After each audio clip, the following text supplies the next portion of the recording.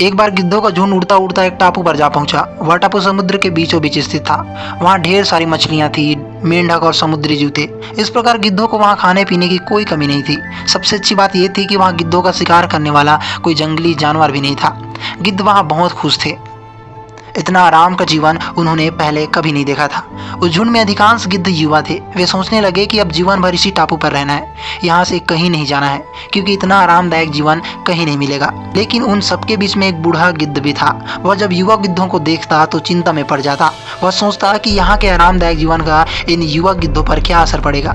क्या ये वास्तविक जीवन का अर्थ समझ पाएंगे, या इनके सामने किसी प्रकार की चुनौती नहीं है। ऐसे में जब कभी मुसीबत इनके सामने आ गई तो ये कैसे उसका मुकाबला करेंगे। बहुत सोचने के बाद एक दिन बूढ़े गिद्ध ने सभी गिद्धों की सभा बुलाई। अपनी चिंता जताते हुए उसने सबसे बोला, इस टापू में रहते हुए हमें बहुत दिन हो गए हैं। मेरे विचार से अब हमें वापस जंगल में चलना चाहिए, जहाँ से हम आए हैं। यहाँ हम बिना चुनौती का जीवन जी रहे हैं। ऐसे में हम कभी भी मुसीबत के लिए तैयार नहीं हो पाएंगे।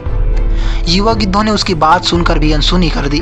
उन्हें लगा कि बढ़ती उम्र के साथ बूढ़ा गिद्ध सटिया गया है, इसलिए ऐसी बेकार की बातें कर रहा है। उन्होंने टापू की आराम जिंदगी छोड़कर जाने से मना कर दिया।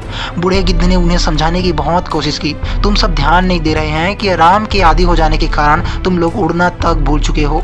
ऐसे में मुसीबत आ गई तो क्या करोगे। मेरी बात मानो, मेरे साथ चलो। लेकिन किसी ने बूढ़े गिद्ध की बात नहीं मानी। बूढ़ा गिद्ध अकेला ही वहां से चला गया। कुछ महीने बाद एक दिन बूढ़े गिद्ध ने टापू पर गए गिद्धों की खोज खबर लेने की सोची और उड़ता उड़ता उस टापू पर पहुंच गया। टापू पर जाकर उसने देखा कि वहां का नज़ारा बदला हुआ था। जहां देखो वहां गिद्धों की लाशें पड़ी थी। कई गिद्ध लहूलुहान और घायल पड़े हुए थे। हैरान बूढ़े गिद्ध ने घायल गिद्ध से पूछा, ये क्या हो गया है, तुम लोगों की ये कैसी हालत हुई है।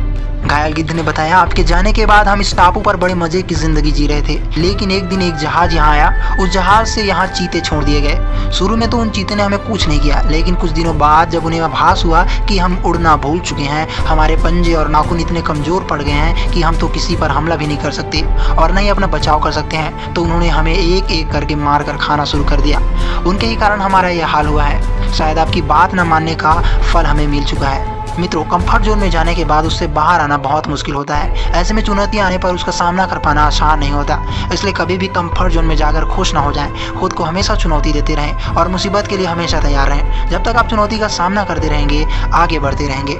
अगर आपको कहानी अच्छी लगी हो तो हमें कमेंट करके ज़रूर बताएं, और अगर आप हमारे नए दर्शक हो तो सब्सक्राइब ज़रूर करें। अगर आप इंस्टाग्राम या फेसबुक पर देख रहे हैं तो हमें फॉलो करें। यकीन मानिए, यह पेज आपकी ज़िंदगी बदल के रख देगी। आपसे जल्द मुलाकात होगी नए वीडियो के साथ। जय हिंद।